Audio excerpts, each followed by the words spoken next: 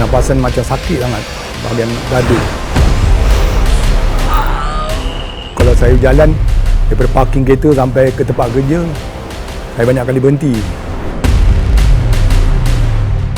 Badan semua gatal-gatal. Tak nampak gatal dia, tapi memang gatal. Saya tak cuba, tak ada ubat. Saya mengharap balik kepada asal lah kesihatan saya.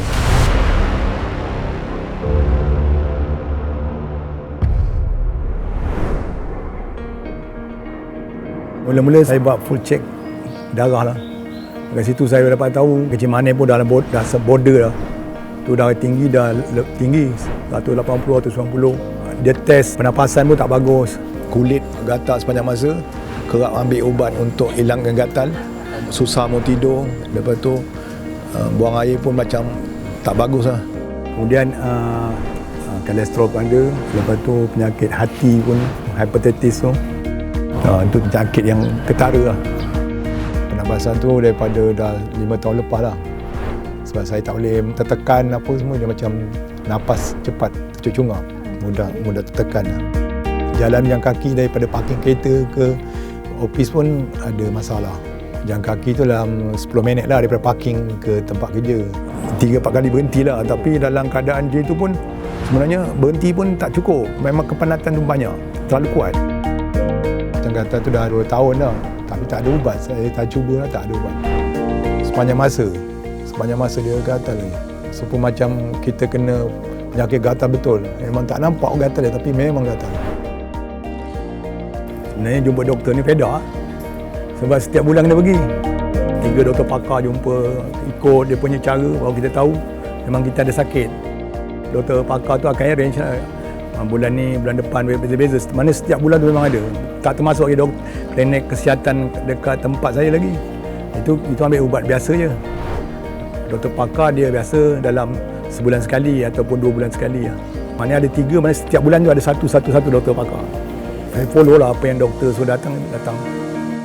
Sebenarnya saya dah terlalu banyak makan ubat daripada hospital. Jadi saya rasa saya nak mencuba pemulihan lebih baik lah. Boleh katakan setiap minggu saya terpaksa ambil cuti untuk saya jumpa 3 doktor pakar lah. Jadi saya rasa sampai bila saya perlu macam ni lah. Jadi saya follow kawan saya ni, dia pun ada berubat kat sini juga. Dia rasa, dia cakap dia punya kesan dia dalam masa minggu ke-6 dia dah nampak kesan lah. Jadi saya pun rasa teringin untuk cubalah benda ni. Saya yakin lah benda ni boleh untuk diri saya sesuai lah. Sebenarnya penyakit tu saya rasa daripada lama, daripada saya muda, tapi saya tak perasan. Bila makin berumur, benda tu dah saya nampak ketara. Itu saya fikir nak datang mari berubat, cuba tengok macam mana. Semula jadi fitrah. Selepas membuat rawatan, perbezaannya jauh sangatlah. Sebab kulit gatal saya tak ada. Memang dah lama dah tak ada, insya-Allah. Lepas itu pernafasan saya pun okey. Jadi saya pun mudah bangun pagi, tidur pun mudah. Saya ada cek doktor dalam 3-4 bulan sekali ambil darah. Keputusannya jauh lebih baik lah.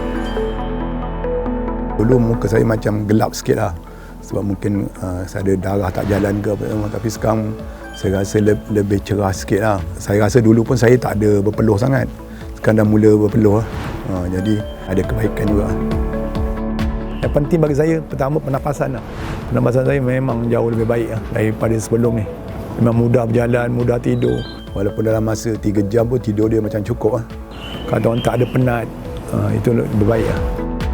Saya punya darah tinggi pun konsisten lah. Bacaan dia dalam 138, 140 lah. Sebelum ni dia 160. Susah nak dapat 140. Tapi sekarang boleh katakan dengan usia saya macam ni, 140 tu bagi saya lebih baik lah. Kalau komitmen kerja tu okey lah. Cepat boleh tenang lah. Tak ada buat satu keputusan yang kelang kabut lah. Boleh katakan semuanya kira positif lah.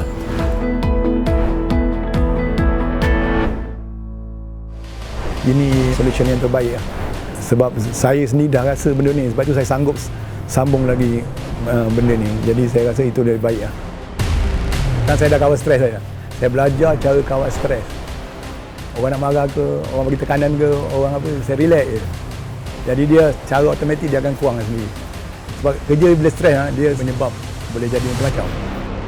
Bila saya mengambil perubatan kat sini, kira badan saya jauh lebih baik. Bila saya tak ambil rawatan yang dia bagi tu, saya rasa macam kekurangan pula. Saya rasa macam perlu datang. Saya memang perlukan sangat.